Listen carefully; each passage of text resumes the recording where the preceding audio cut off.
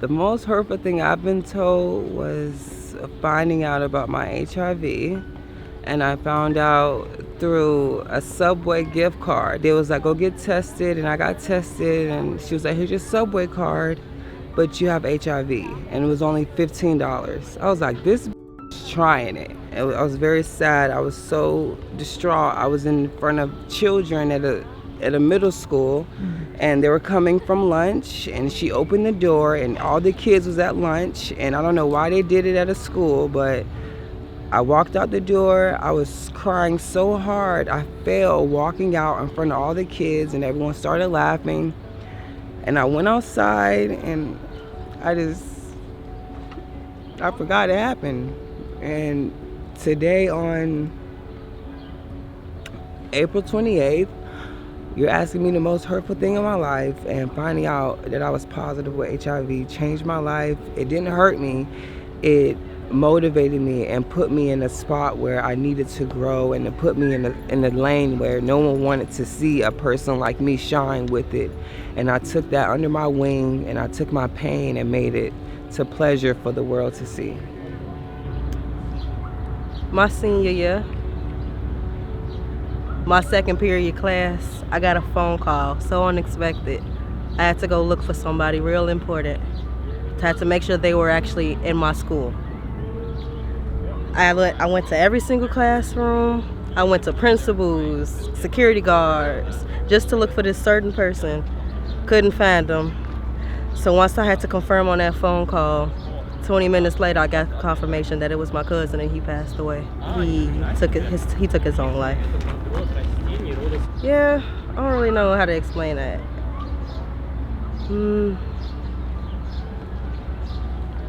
I don't really know how to explain that. So I think that the most hurtful thing that I've ever been told is that I was ugly when I smiled. And I was told that at a very young age. And I know it was by an adult, and I know that their standard was basically that men shouldn't smile or express emotions. But as a kid, telling someone that is kind of messed up, and that stayed with me ever since. I remember as a kid, adults around me would be laughing and smiling, and I wouldn't be smiling or laughing, and I thought I would get recognized for it. But when someone tells you something about expressing your emotions and they tell you to repress it, you don't get acknowledged for it either. So I don't know what the point of it is, you know. That was really hurtful, you know, when you think about it. It was my 12th grade science teacher. She told me that if I wanted to make a life of performing, I would just find my way to a pole. I'll never forget that. I just gotten into college, and she told me that right after. I was very, very excited about it. She told me in front of everyone, in front of my whole science class, and I got up and I left school. Now I travel around the United States performing and singing and dancing and doing what I love and making money doing it and having a great time. And very fulfilling. Very fulfilling doing it. That I couldn't get a job because I had a record. You know, you want to change your life, and when you go somewhere and somebody tell you had a record that you can't get the job, it just make you feel so hurt and down, like your life is over. How are you doing now? Are you at a job that you like? Oh yeah. Yeah? I've been doing much better now. You know, second chance in life is good. You know, it's just a lot of people, even when they get a second chance, these people still look at you bad and not looking at how you change your life. I'm living a better life now because I didn't give up. It won't hurt no more. It feels better. The most hurtful thing I think I've ever been told is being questioned why I act so black. It was a partner that I was in a relationship with, and it was towards the ending of the relationship, and I guess he got really upset at something I did, and his response towards it was, why do you have to act so black? There are things like that that don't come out until it's sometimes towards the ending of something, or when their true feelings begin to show. Mm-hmm. So it's like spending over 2+ years with somebody, and it's like, is my race the problem? But you don't find that out until everything's pretty much towards the end. Were they not the same race? No. Okay, so about 2 years ago, I went through a very devastating breakup. Still going through it, still healing. I was with the person for 4 years. We had like multiple life events happen over the course of 2 weeks. I came home. and he broke up with me in 37 minutes. I remember clocking it. He was graduating with his doctorate degree, and I had helped him through his entire program.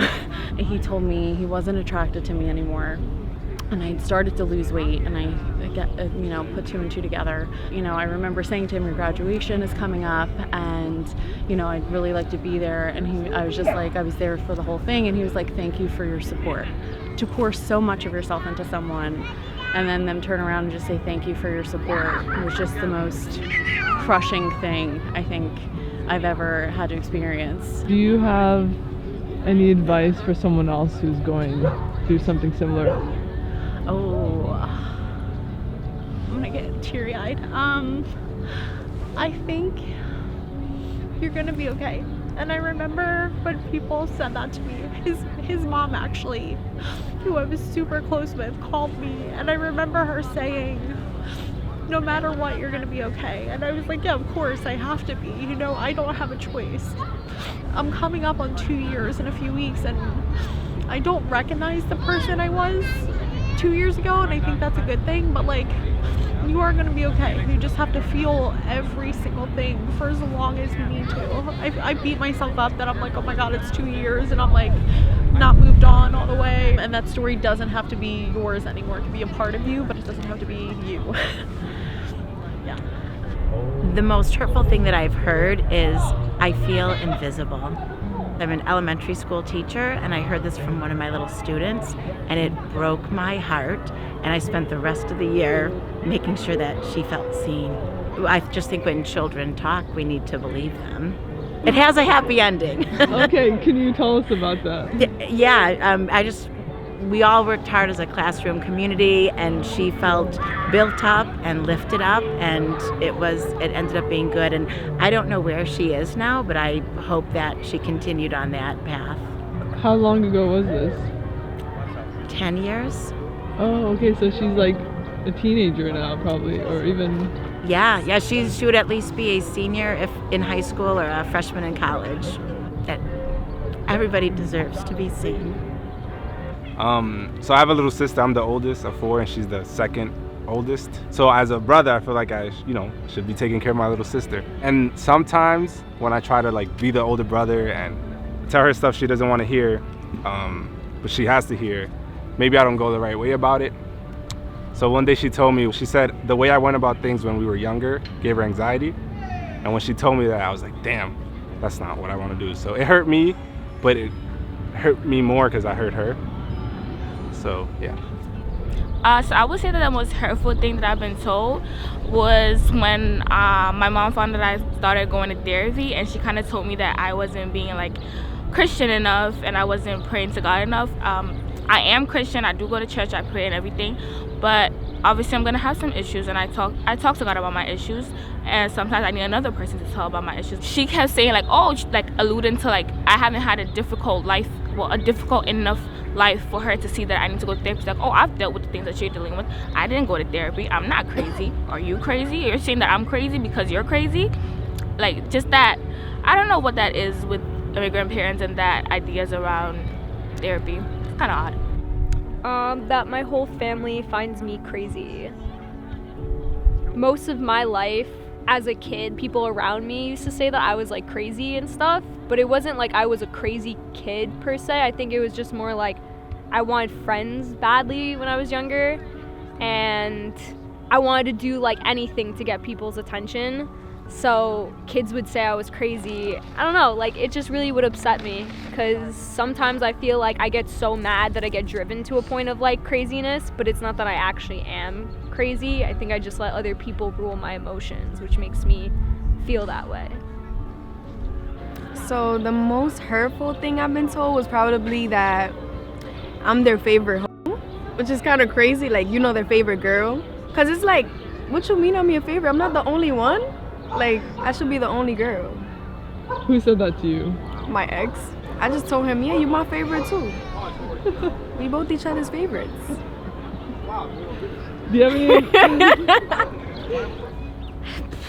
Okay, so when I was dating this guy, and I kind of knew that it was going downhill, and I kind of wanted to figure out if he was really as manipulative as I thought he was. And we went to go visit my mom, and my mom's a tough character, like, you know, generally, but I was really upset about something, and I just told him, I was like vulnerable with him for a second, and I was like, hey, I'm just really afraid that I'm gonna become like my mother. And like an hour later we got in a fight. It was like clockwork. He was like, you know what, you and your mother are like a social experiment of one another. You guys are like a social experiment. And I was just like, he hates me, you know? Like, you know, when something happens and you just get so much clarity about yourself and a relationship and how wrong it is for you, and how, you know, like, you slowly become smaller and smaller in relationships that aren't working. And if you don't have high self-esteem, then you just become like a shell of who you were. And so that clarity was actually the best thing. Like, that was the best thing that ever happened to me, was him saying that horrible thing. And I just remember thinking, like, I really want to be a mom, and I would never forgive myself if my son or daughter heard their father speak to their mother this way. So I was like, yeah, this isn't for me. But, you know, he was just like my father too.